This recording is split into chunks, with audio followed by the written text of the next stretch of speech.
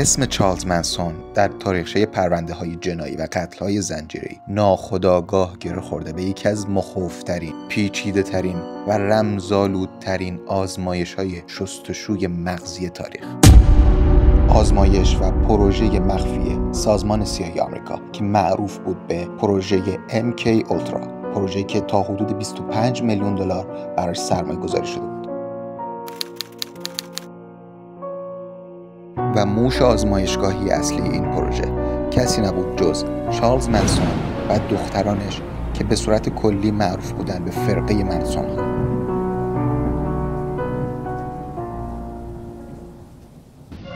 Tell me in a sentence who you are.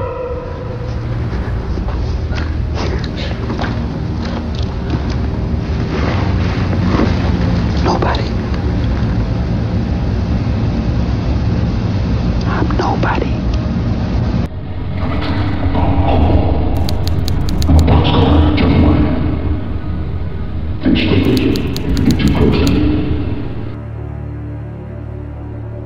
سوال اصلی اینجاست: چرا نقش اصلی یکی از مهمترین آزمایش‌های روانشناختی تاریخ رو چارلز منسون ایفا می‌کرد؟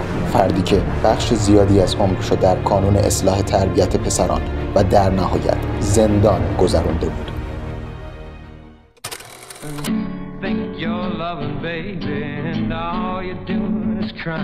برای پاسخ دادن به این سوال باید برگردیم به سال 1934، جایی که چارلز منسون در یک خانواده پر از تنش و ناپایدار به دنیا آمد.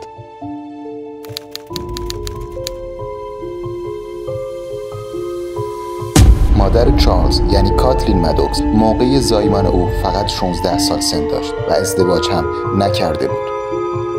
چند سال بعد به خاطر ازدواج با فردی به اسم ویلیام منسون، چارلز منسون فامیلی پدرخوندش رو به خودش گرفت.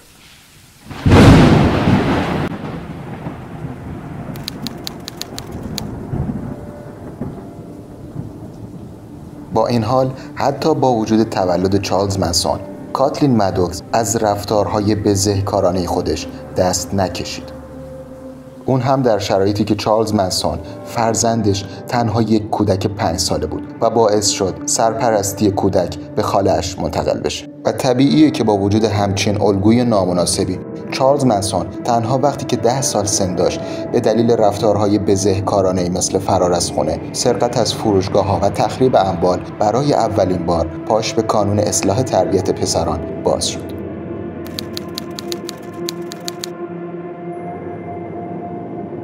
و تا آخرین روزهای عمرش در یک چرخه فرار، دستگیری و زندان باقی موند.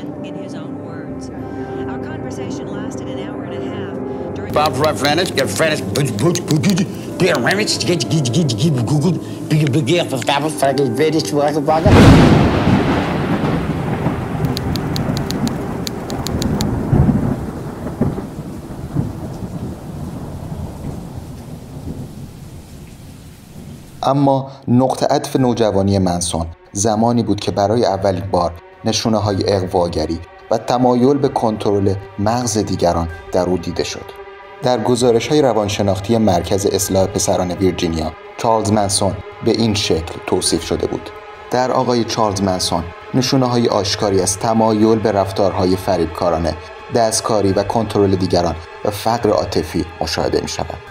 با این حال ظاهراً هیچ یک از مراکز اصلاح تربیت پسران نتونست مانع رفتارهای شرورانه چارلز منسون بشه و او دوباره در سال 1951 به جرم سرقت ماشین وارد زندان ایالتی شد.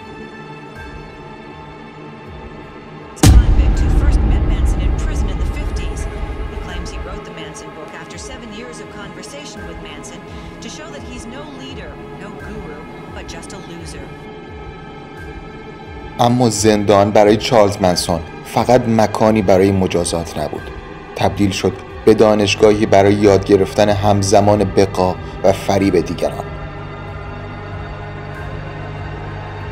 توی سلول زندان یاد گرفت چطوری با تغییر لحن صدا، رفتار و بازی با احساسات بر دیگران غلبه پیدا بکنه و در ذهنشون نفوذ پیدا کنه. و در همین دوران بود که چارلز منسون برای اولین بار با افکار دیل کارنگی نویسنده کتاب آیین دوستیابی آشنا شد. کتابی به شدت مورد علاقه رئیس جمهور ایالات متحده آمریکا رونالد ریگان، کسی که از این کتاب برای تأثیر بر مردم و جلب اعتماد عمومی استفاده می‌کرد. از مواردی که چارلز منسون از این کتاب یاد گرفت این بود که چگونه دیگران رو متقاعد بکنیم، چگونه دیگران رو وادار به کاری بکنیم که مورد نظر ماست.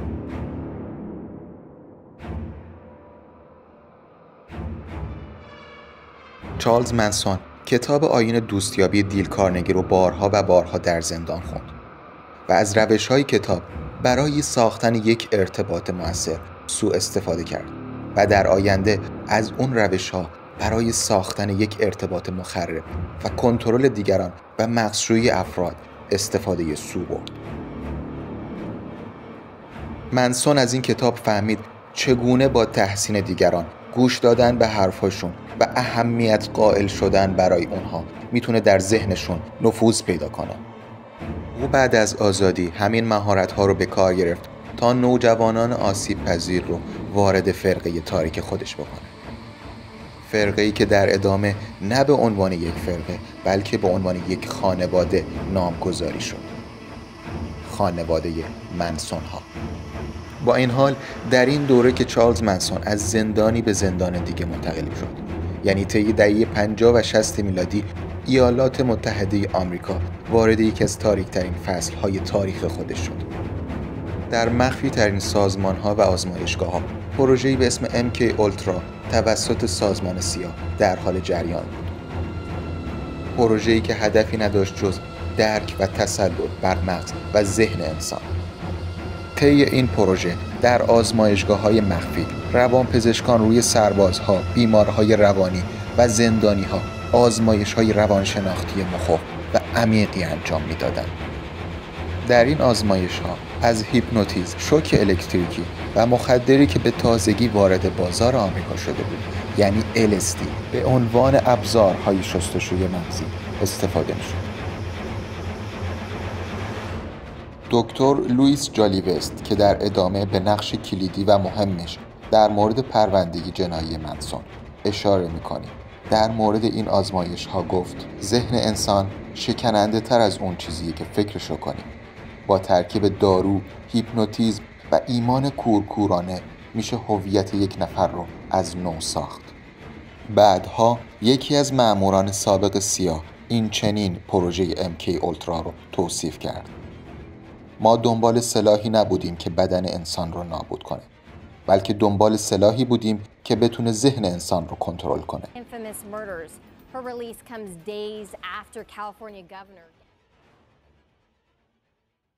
در واقع چیزی که سازمان سیا هیچ وقت به اون اعتراف نکرده این بود که هدف اصلی از این پروژه ها ساختن یک ماشین کشتار دست جمعی انسانی بود. فردی که بتونه بدون دخالت مستقیم سازمان سیا اهداف مورد نظر سازمان رو از پا در بیاره. ساختن افرادی که بدون تفکر انسان میکشن و بدون تفکر شرارت انجام میدن. بعد از شناخت پیش‌زمینه‌های روانی چارلز منسون و تمایلش به مغزشویی دیگران و از طرفی درک اهداف پشت پرده پروژه MK اولترا، مهمترین سوال اینه: چگونه چارلز منسون مستقیما به این پروژه مرتبط میشه؟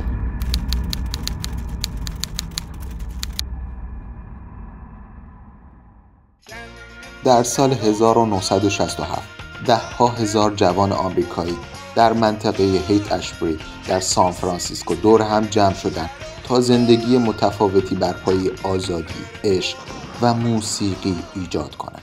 یک سبک زندگی متفاوت که در اون آزادی جنسی، موسیقی روانگردان و به خصوص داروهای روانگردانی که به تازگی وارد بازار آمریکا شده بود، در اون به وفور دیده میشد.